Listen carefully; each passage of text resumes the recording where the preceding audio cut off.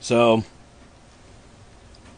before we go, let's talk a little bit about this operation we just did. We just did the 8-man operation on the villain side, assault and battery.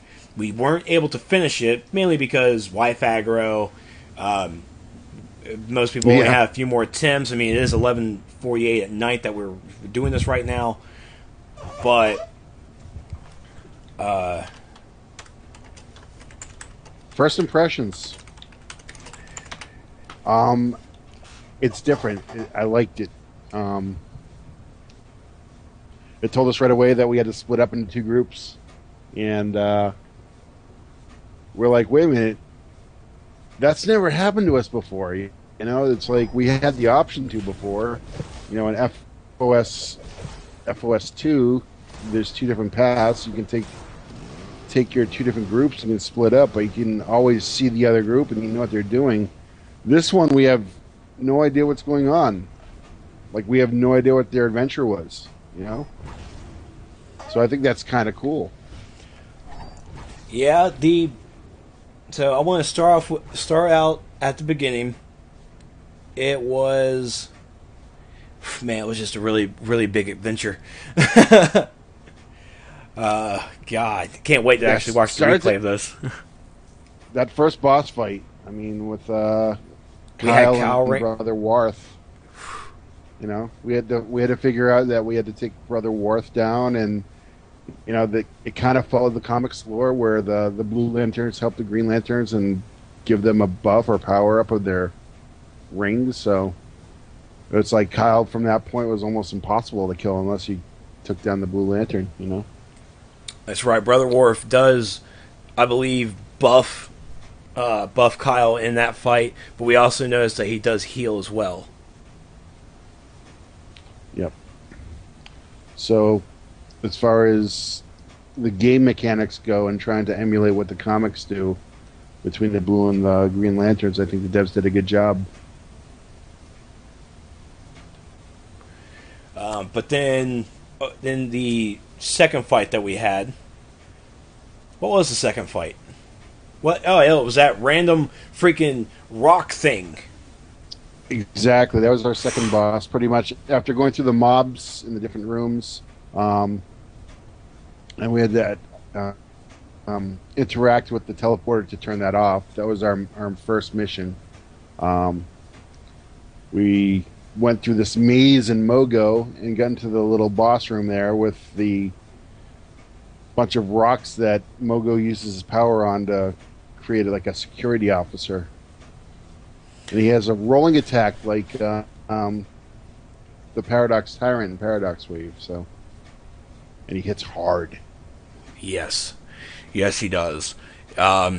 Now, and before we even got to that rock boss, after we defeated Kyle and Brother Worth, we were given, we had to split the raid. We had to split our raid group into two 4-man groups. Now, there's talk after we did it that we didn't have to split.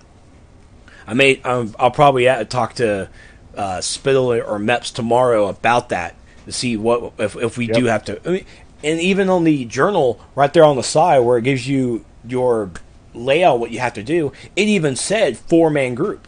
It said 4-man group, so you're going to have to split. In this operation, we did the old school 2-2-2-2, and I have to say, it worked really well. I was really happy with how it worked out because it's not that nobody was stressing that they had to oh my god, I'm the only healer. Oh god, I'm the only controller. Oh, I'm the only tank. First off, congratulations to Odyssey for completing it with the one tank and how they did it. Wow, tough. And I'm only at a CR 98, I think. 94. I'm at CR 94. And I'm wearing the new gear, all of it. Yep. But you had on the villain side we either had to go to Metro or we had to go to Mogo. We chose Mogo, and we were going through it. We were doing pretty well, but then we went to the second boss, and apparently the guys from Metro met up with us to fight this thing because we thought that we had to 4-man it, and the 4-manning was okay, but we were missing a little bit of that extra healing. So I think that when you get to that second boss in Mogo, you're going to want to wait for your guys from Metro to meet up. They're going to be on the other end of the hallway, and you guys are just going to converge. That's exactly what you're going to do. You're going to converge. I have no idea what they did in Metropolis, but I know that Aiden Warren came back with this green mist around him and this giant container. And, we weren't able to beat that rock boss with the four of us. But as soon as, those guys finished their part and they met up with us in Mogo, it was like, oh, yeah, we got this now, So I thought it was kind of cool that they met up with us, but at the same time, I'm like, oh, it's like we didn't finish our part, too. They have to come and help us and rescue us. So it could be like a competitive thing where, going forward, if you have a team and you're forced to split up, it's like, okay, who can finish their part first, Make it fun like that. So. And then after we defeated the rock guy, we were given a puzzle. Oh my god, we were given a freaking puzzle. I looked at the consoles, I'm like, wait a minute. Then you look at the green maze up there, like, oh my god, I don't want to do this. I don't want to do this. You gave us a puzzle. I hate puzzles. I just hate them. I felt like one of those little marbles or steel balls that you put into one of those wooden mazes, and you got to tilt it to get it to the other side. That's what I felt like. That's exactly it. Now, at the same time, you are... this right here is exactly how T said it. If we were all on voice, we would probably be doing a lot better with communication. Yep. But especially without us being on communication, we did really well. We did. I was really happy at how effective we did. With the maze, it was a lot of communication. The one person in the group that's in the maze needs to communicate with the guy on the console. Now, the people in the console room are getting waves of mobs as well, so it's not like it's a picnic for them. But their mobs are a lot easier from what I saw. They have the DPS and controller handling those mobs. They didn't even have a healer. The healer was with me. Both of them were with me inside the maze. And T, of course, was the other tank. He was working the consoles, and he went over there and worked it. He tanked, and then we kept telling him, like, ready, please, let us out of this room. Something's going to spawn. We need to get the hell out. Come on, please. And he finally got to the consoles and activated it, and we moved on. It's going to be a lot of team dynamic like that. If you're going to be on Vent or using the voice chat system, it will work out really well. And the thing is, I don't think there was anything that was going to spawn if we already killed something in there. There was just a lot of waiting. I know there were tricks in there. There were other things like when they say traps, kind of like the spikes, the hard light spikes that just hit once and that's it. Yeah. But most of them were constructs that you would have to take down first. So. And then once we finally, was just a lot of waiting. Yeah, and then once we finally got through the maze, we found ourselves in front of Hal Jordan. Yep. And then Brother Saint Walker comes right in after, just like your first boss with Kyle Rayner and Brother Worth. So, and we didn't go further into that fight because, like we said, it was a long run. People had to leave. Wife aggro. It happens. Just happens. So maybe the next time around when we're able to run it, we'll actually get down there, and go one-on-one with Hal for a little bit longer. But it was, from what we saw, it was still solid. You start hitting on Hal a little bit, and then Saint Walker will come in with two blue ads. So your second tank needs to go over there and pick it up and start working it around. You need to start moving those things. Yep, and it looked like they had those things called the load zones, which is part of the strategy. So, destroying those load zones quick, they're on a timer. That's important. So, kind of like the pillars in Paradox. And if you notice that room in the final boss fight, I don't know. I know that you saw the from concept to game video. They talked about that room, and that's supposed to be the room where all the rings fly out into the galaxy to find their new owners for Mogo. So story-wise, yeah, and for story purposes, that's where the rings would shoot out. But we also saw that Mogo would shoot green beams into the room, do a little disco dance with it, and then go away. So you have Mogo AoE along with the boss fight. It's like, Christ, what's going on? Definitely. So much. But all in all, I can say it was hella fun. It was a lot of fun. I had a blast. Now, a lot of people were talking about rage. Before I go a little bit into the rage tanking, how did you feel? How was it healing 2 rage tanks? It was a challenge, definitely. Most of the time, like I know, with fire or ice or even earth, their bars don't move. Period. And so. A lot of the times the heals over the time from sorcery or nature we'll be able to keep them up. If you're going to raid like Nexus or Paradox, it's a little bit more work, but it's a little steady. Rage, there are just such sudden big drops with that you got to watch at times. That can completely knock you out. And then you have to resurrect the tank back up, but some of those rage crashes are just significant, and you gotta use your burst heals and get them back up quick. Yeah, the rage crashing is one of those. It really is one of those timing essences, because I would activate my severe punishment and I'll start getting the 8-second heals. After 8 seconds, you're going to rage crash unless you do one of your other abilities. That's either going to slightly reduce the damage or ignore it completely. I have 2 abilities that will ignore it. I have 2 abilities on my loadout that will ignore it. And sadly, when you get knocked down and all of a sudden that end of the 8 seconds is pumping up, you're like praying you can break out as fast as possible and hit that ignore button, because if you don't hit that ignore button, you're going to take a lot of damage. A lot. I know the developers have talked about like healers being able to mitigate like the accumulated or the accrued damage that the tanks come in. So if that's the case, I'm just trying to figure out, as a healer, what I can do to help out that rage crash to make it as less as possible as a healer, and just make it as easy as possible for a rage tank to, I think the majority of the responsibility falls on them. Correct. To control their rage crash, but correct, because we have healer has some sort of role. Yeah, because we have the abilities that will slightly reduce it in tank roll, and we have the abilities that will just completely ignore it. I am always more or less prone to the ignore feature because I just don't have to take that damage. And if you time it right, you won't.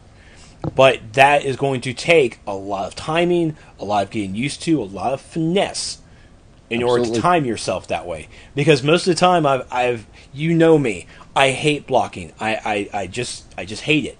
I don't like to use ability, hit 2 times and then block. I don't like the turtle. I like to be in the fight. I like to just start wrecking it.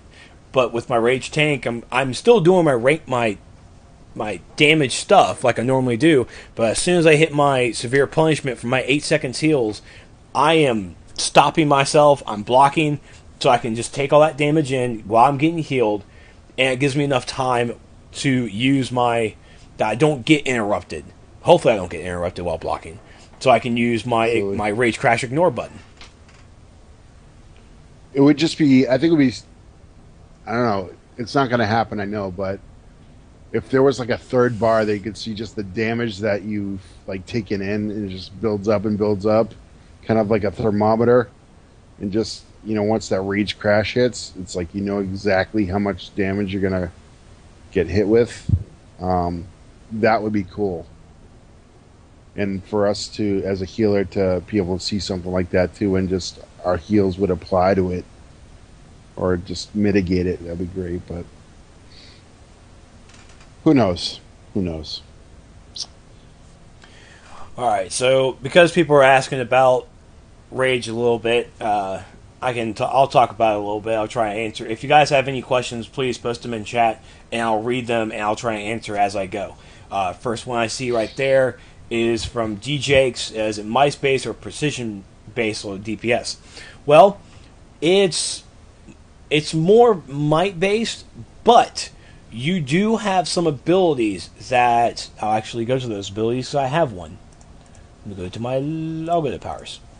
Go to anger because it's violence. Okay, so violence is is an ability that will do might damage, and it'll also do might. It'll do damage over time because it leaves a little aura damaging all enemies. You do the ability, you do violence, you're gonna do might damage, but there is an option that you can hold the melee button immediately after doing the move. You time it, and you hold the melee button. It will cancel the ability and perform a precision-based version of it. So you have the option on this ability to either do might damage or precision damage for that ability. There are a couple of other abilities in both trees as well that have that same option. So. That's totally new. No other powers have anything like that. So, yeah, that's awesome. That's gonna be a little bit of a game changer for DPS when it comes to the Rage guys to see how they're actually gonna build their stuff. Yep. I think it might be all dependent upon the plans that they have. If they have like a precision expert plan or a might expert plan, you know. Yeah. Rocco, I can say right now, I'm a fire tank, and I'm going Rage, and I'm really happy I'm having a chance to test this stuff out. We do have a shield. The shield, in my opinion, doesn't really hold up. At the same time, it is test. Stuff is being looked at. We're putting in as much feedback as possible. Christiana's doing a great job giving some great feedback on it. I'm releasing the podcast tomorrow, so I definitely recommend you guys listen in to the last maybe 30 minutes of the show, because that's when Christiana comes in and we talk about Rage tanking and the Rage abilities. It's a little messed up because of the Skype call was messed up, but anyways. But there is going to be a big adjustment, because as Fire, we use an ability, our health goes up. As Rage, we use an ability, our health will go up depending on how many mobs are around us. Okay, so that's how that plays into the effect. The more mobs that are around us, the more health that we are going to have when we use an ability. Now, of course, we do have a shield. We have the Rage Crash that will help. That will, not the Rage Crash, but the abilities like, as an example right here, Relentless Anger, that's more or less tuned for a DPS purpose. Relentless Anger, you're going to heal back all the damage taken for 8 seconds. So the damage you're taking in, you're going to get a portion of that turned into health to heal you back up. But you'll suffer a Rage Crash after 8 seconds if you don't use an ability that will ignore it or reduce it. So there is going to be a big change with, if you're coming from Fire to Rage, Earth or Ice to Rage, it's going to be in a period of adjustment. So if you go into I would recommend going into working the alerts, working the 4-man stuff a lot. When you know you have a great loadout, you understand your ability, then go into a raid, go into a small raid, go into an FOS 3, go into FOS 2, go into the FOS raids. Then work yourself to gates and then work your way up. Don't go day one Rage tank, play with it for an hour, go into Nexus. Don't be that guy.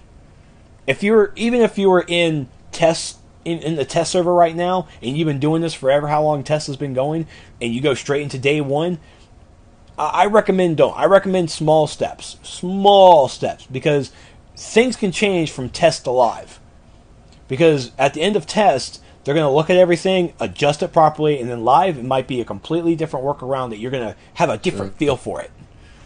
And that happens. It happened with Celestial. It happened really big with Celestial when I changed to it.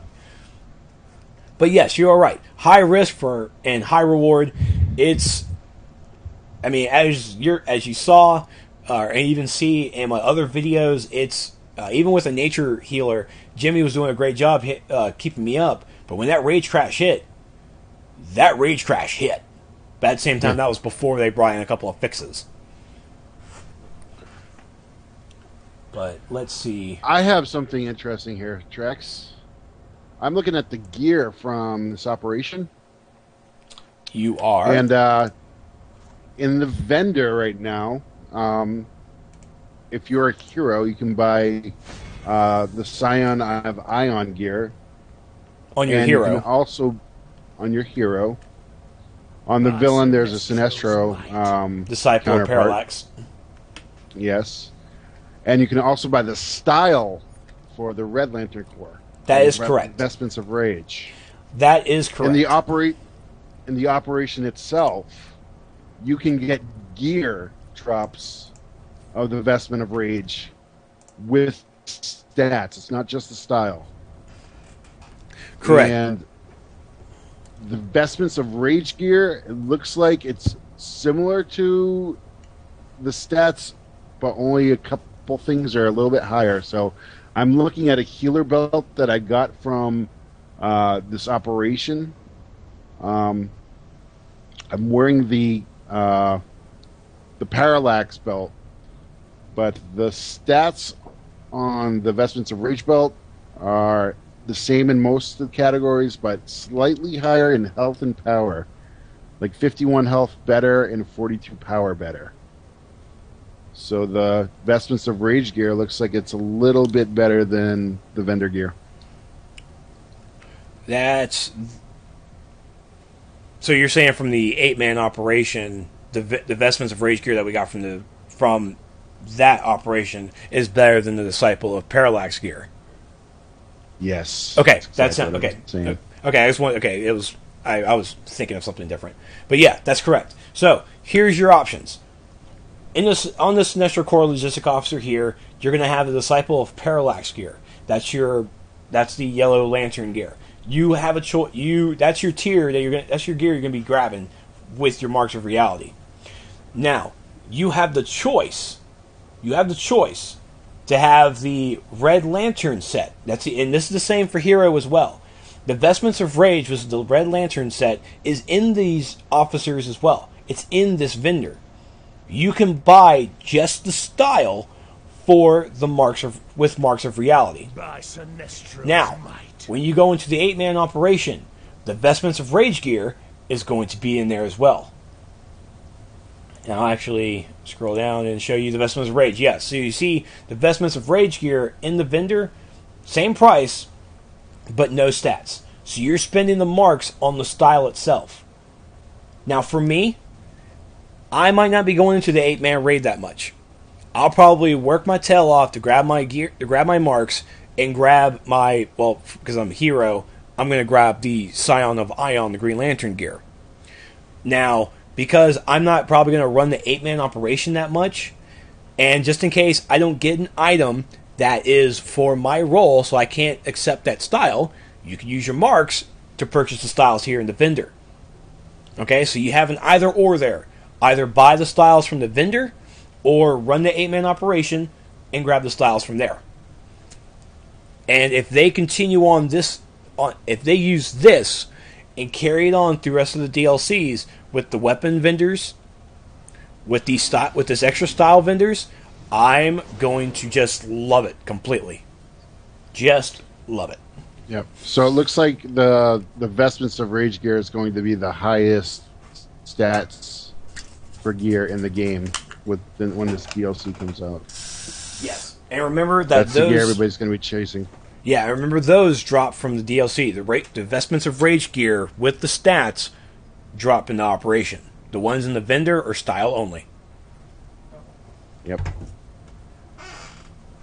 DCO Dash, the Rage Crash, is when I use my ability called Severe Punishment. When I use Severe Punishment, for the next 8 seconds, all the damage that I am taking gets turned into heals. So I'm getting healed for all that damage. Now, after the 8 seconds, what's called a Rage Crash, meaning that all that damage that I just took, a portion of it is going to be hitting me back really hard. It might even knock me out. Now, I'm sure that probably the knockout thing probably isn't on purpose, so the devs may be reworking that a little bit, but trust me, it's a killer. It has wiped me many a times. So that Rage Crash happens after 8 seconds for those abilities. For Severe Punishment, I think for Relentless Anger as well.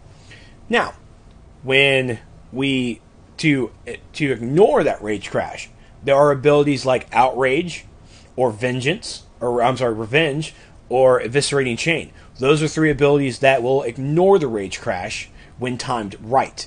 Because if you use Outrage too early, you're going to... if you use it too early, your buff from that is going to be gone. You're going to hit with the Rage Crash. If you do it too late, well, guess what? You get Rage Crashed. So... So that's Rage Crash. Rage Crash is going to be... It's going to be one of those things that's going to be really tough.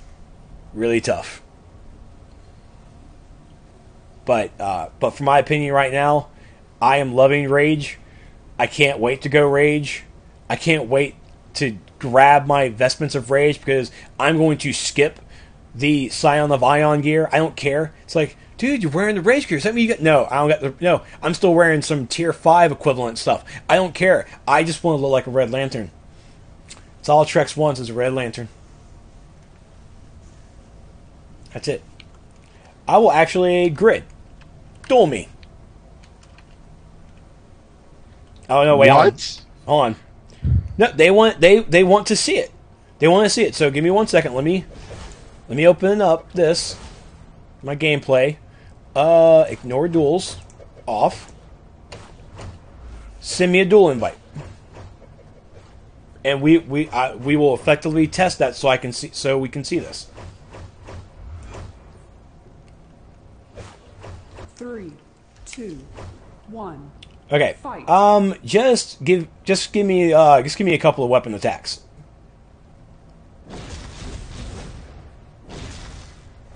There you go.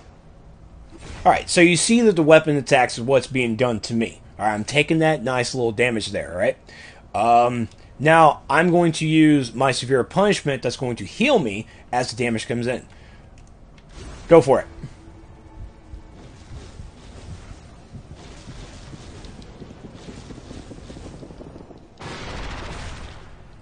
Okay. So, what the Rage Crash... Well, I'll definitely show it again, just in case you missed it as well. Now, they did fix it. Because I think that damage might have been a little bit bigger. If it was last time, you just went to DPS, didn't you? Or you went to healer? I just went to DPS. Oh, yeah, now I'm scared. So I'll just use some weapon attacks. Okay.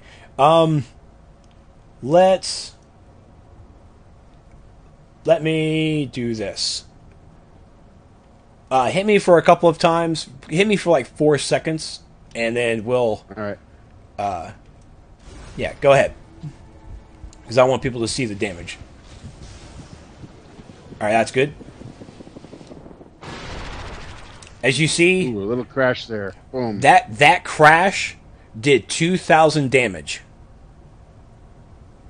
That's how much that crash did. 2,000 damage. At the same time, I didn't see it like healing 100% of the incoming damage coming in. Like I saw your bar going down during that time, and then it crashed even lower. Yeah, that's. I mean, you saw the initial damage that you were doing to me, and then that big chunk. Because I even saw it. I even saw it on the screen. 2,020 damage was that Rage Crash. Yep. Okay. And to ignore my Rage Crash, I would use an ability like Eviscerating Chain, which was my second ability, or Outrage, which is my 6th ability. My defense is... Where are you? Defense is like 8824. Now, at the same time, my innates that I'm spec'd into, it's only Tier 1 innates. I'm spec'd Dominance first. Dominance is maxed first. And then Restoration. And the Restoration is like 2k. Roko, healers... you would probably want to ask Jimmy about the healing of the Rage Crash, because Grid didn't really have that tonight. I didn't really Rage Crash on him. I rage crashed a lot on Jimmy because it was my first time and I missed time. Yeah, I mean, he had 2 healers, so it's kind of hard to gauge. Like, plus, we're responsible for 7 other people in the group. Yeah. It'll probably be easier to tell an alert. So. I see Wally West. The drops in the operation are iconic. They're all purple, right? I think. I mean, even I got some. Mine were purple. Yeah. Mine too were purple as well. Some are off roll, and I can't use them still unless I switch powers. But I got a healer head and a DPS chest. I got a healer waist. I got a tank waist. It's telling you to try out Rage, apparently. Yeah, I chose to go with the Resto route because I wanted to see if Restoration was going to increase my healing for those 8 seconds. And that might be something I might even ask Sport about, because if Restoration matters, because the heals are going to be based off of the damage that's incoming. I don't think it's going to be reflective on the damage of that healing with my Restoration. I don't think that's going to scale. So I might just go back with my hero Rage tank. He is spec'd Dominance first. He's maxed out Dominance completely. Maxed out all the way, and then he went into health. So I increased my health second instead of everything else. Now, I still didn't do the defense toughness thing. As a Rage tank, ooh, that might be something. I think I might have to go dominance and defense. I might try that. Because with the defense coming in, defense would decrease the damage coming into me. But I mean, I think the healing will probably reflect that as well. But at the same time, it gives me a little bit more better survivability. A lot survivability. I've heard people say that defense and toughness are irrelevant in this game now, though. That your points should be spent in the dominance to do a much better job of all that stuff. Yeah, I've been hearing that too. And I think someone asked as well about the shield. And I'll actually go to it real fast because it's in the punishment tree. The redirected rage. When I was using it, it felt like hard light shield, where it was there and then it was gone really fast because of all the damage coming in. That might just because it's on test server that the shield just is not worth it, but that's still something that's being tested. Now, it's also been told that Rage DPSers should not use abilities that have Rage Crash. They just shouldn't. Because they get the abilities that they get the abilities that are able to like ignore the Rage Crash, but only the tanks get the damage prevention or get that slightly reduced damage with the Rage Crash. So if you're going to Rage Crash as a DPS to accept that extra healing coming in, then you'll want to make sure you have like Revenge or Outrage on that.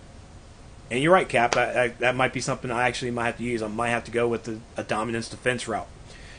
I think I've only done that with Earth. Earth needs defense, doesn't it? I know Ice does. Ice is definitely a big defense person.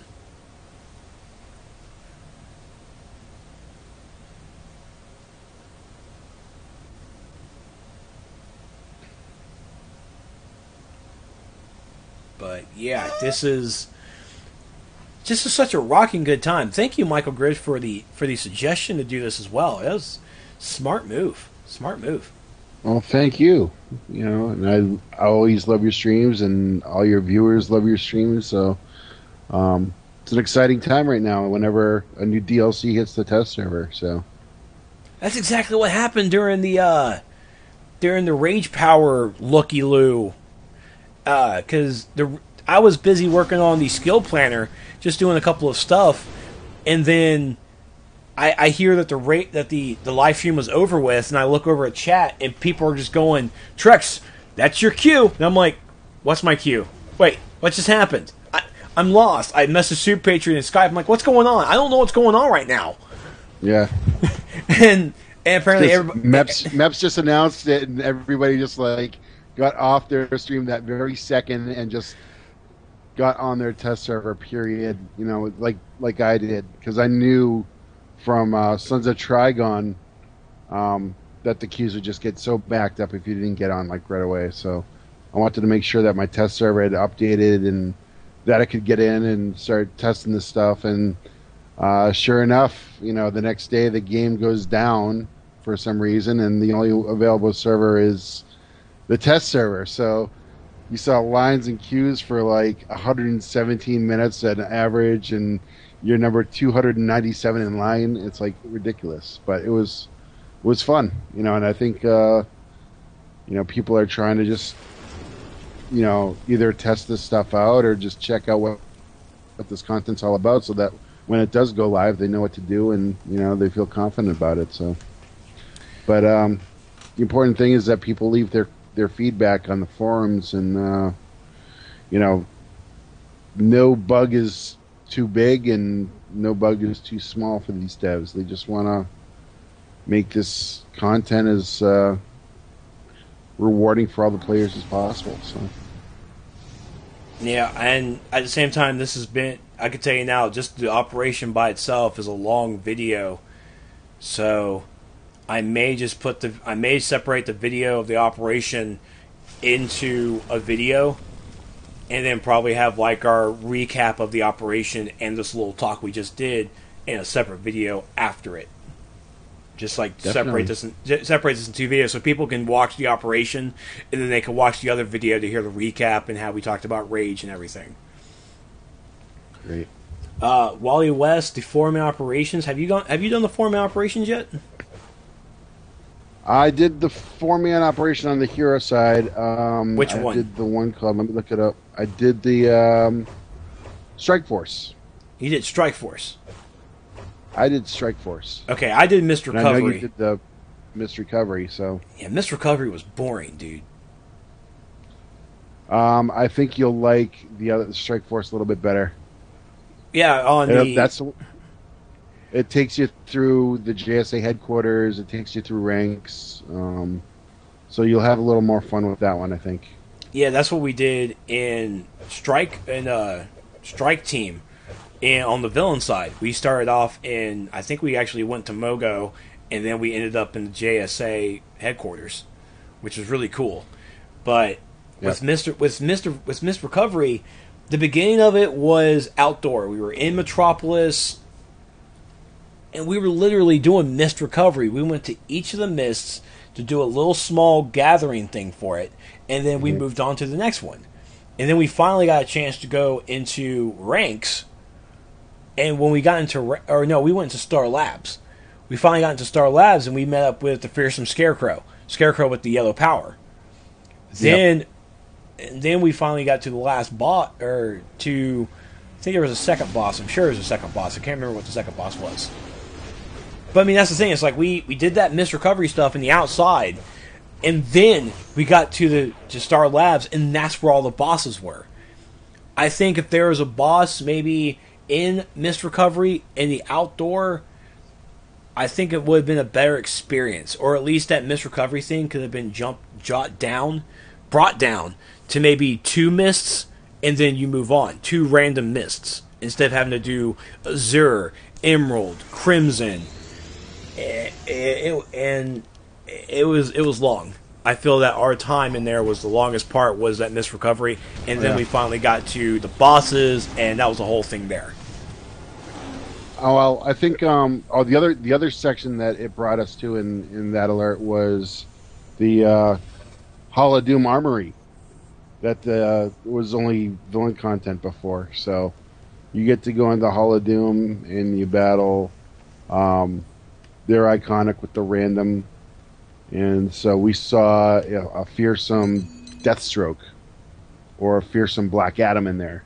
No, stop. Did you just say fearsome Black Adam? Yes, I did. No. You said... Spoiler alert. Oh my god! My favorite villain? With the yellow... Oh, yeah. That's so badass. Oh, I want that so bad right now. I need that. Ooh. Oh my god, it's so good. So good. Chiranios, is there going to be a new tier with this DLC? I'm not really sure how you want to call it a new tier, or what tier number you would really give it. Tier 5. Yeah. It's still tier 5. It's just a little upgrade. Like, should we call it like tier 5.5? 5.2, 5.2, 5.5, whatever. I mean, what would we call the prideful gear then? An upgrade from a normal tier 5, you know. So I feel that prideful is it's all tier 5 until, you know, for me, like, the tier gears are within that range of tier 5 until they come out with tier 6 content, raids and operations and stuff. So everything is tier 5. You can call it tier 5.2, 0.3, whatever. But go with the CR, really. You know, it's all CR 90. You know. Yes. Tier 5 is CR 84 to CR 90 right now. You know. But all right, streaming I've been streaming since 4 o'clock. All right, it's bedtime for Trex. No, it's not. I got videos I have to edit. I got this thing. I got a lot of stuff to do still. The podcast will be coming out tomorrow. The video was done today. I just didn't encode it because I was streaming. I didn't want to mess with the computer or anything during the stream. I feel that the stream tonight went very well with production wise. I according to my video playback that I'm looking at, I had a couple of scares, but we didn't have any lag. We didn't have any freezing. I don't think we had that many problems with loading. So all in all, I think it was a really good stream, especially for how long we did. And I think I found that sweet spot, that very good sweet spot to have a perfect stream right now. I'm really happy. I'm hoping I can recover how I do this. But good. But why are my hands glowing red? Not really sure. But of course, you can find me over in this link that you see in chat right now. That I'm really loving MoveBot because I can do this now. Really like that. And of course, to the raid call, I've been meaning to actually talk to you about that as well. The raid call is a voice over IP program that I'll be using to pretty much like do my Sourcecast my podcast. I'll be bringing fans from the show into the show to talk a little bit about themselves, or just join us in a conversation or something, and just boot you right back out. You can say hi to your mom, and then I'll boot you right back out. It'll also be used for other video games I'll be playing. This is pretty much my raid call. This is my fan group for you guys that I'll be using a lot more. I have a couple of mods I'll be bringing more into this raid call system as well. And you can also use it for your groups, meeting new players. So it's going to be a really neat thing. Really neat thing. Because I know we like using Skype mic, but I think raid call is going to be a little bit more secure, and we might not have the call drops or something that Skype normally has. Oh, great. Well, before we go, can I get some plugs in for myself? Sure. Plug away. You mind? Plug away. Well, for those of you who don't know me, I'm Michael Grid. I'm an electric healer on the USPC. I'm in the League of Revengeancers with my good buddy, the Camel. We're also in a lot of the PvP tournaments together. So shout out to the Revengeancers, Super Toad, Senorita Sparkles, Splinter Cell, and all the rest of the gang, Drennan. And on the villain side, you can find me at Evil Grid, and the league called Bottom of the Barrel. So that's it. There you go. Trex, where can we find you? That's SP's line. I'm sorry. Exclamation point Trexlight in chat and all my stuff just pops up automatically. Yay me. You can also do that for Super Patriot too. He's my co-host for the DCUO Sourcecast. You can also find his stuff as well. And hold on, there's even more. I'll do everybody. There's our good buddy Brittany. That I cannot spell her name, so it works. It does not work. She does not need to know that. I still can't spell her name right. Holy God! Oh, shout out to Brittany. Hey, Brittany. She's not here. Jamie. She's not here, but yeah, she might watch the video. She might watch the video. That's right. Yeah, Brittany's another good commentator that we have on the show, on the reg, and Jim and us as well. So she's on the what? She's on reg, the regular, not that, but regular. Oh, okay. Reg. All right. They are normal people. And also, for the people who don't know about the Sourcecast, it is a weekly podcast dedicated to DC Universe Online. You can, of course, find the links to our past episodes on the website or the past replays on YouTube as well. And I could have sworn, Aiden, that should be working. Aiden, why ain't that working? Let me go take a look at that, because I could have sworn I did set up DC. No, I think I set up under the command is DCUO. Yep. This is what you were looking for, Aiden. Because I'm not typing DC Universe Online. And for all those people who are new to the game as well, who don't know what this is all about, this is DC Universe Online. Ladies and gentlemen, 36 minutes ago, it was the 3rd year anniversary. I spent the whole day after Yin stopped streaming. I actually streamed while he was streaming from the PlayStation, but then when he stopped, that's when everybody started coming over to me. Thank you, Mets, for the plug. But yes, DC Universe Online is a free-to-play action MMO set in the DC Comics universe. As you see, we're here in ranks, and there's the Sinestro Corps. I'm a Red Lantern. I throw up blood. Hi, shake my hand. Oh, yay. Glorious plugs. Glorious. But, see, not everybody's name is going to be on there. Come on. I'm not going to add Odyssey unless they specifically ask me to. No, shout actually, out to Odyssey. Yeah, big shout out to Odyssey. Might have to watch their videos to see what the hell they did. Blackbox! They show-offs. They are such show-offs. All right. Whew. Man. Well, once again, ladies and gentlemen, happy birthday. Happy 3rd year anniversary to DC Universe Online. From the fans to the devs. Birthday. Yeah, happy birthday. It's my birthday. And, of course, if you guys are going to be sure to log into the game, go grab your free anniversary gift, which is a poster of the key art for DC Universe Online, the new key art. Be sure to go pick that up. Featuring Michael Grid. Featuring Michael Grid. No, I'm not on the poster. He is not. No. Maybe one day. Maybe not. Probably not. But alright, guys, that is it for me streaming. If I stream tomorrow, it will probably be because someone twisted my arm to do so. But, man, it has just been a long week of streaming. Hogan, brother, I'm twisting your arm. Oh, the hammerlock! He has him in the hammerlock! You know, brother.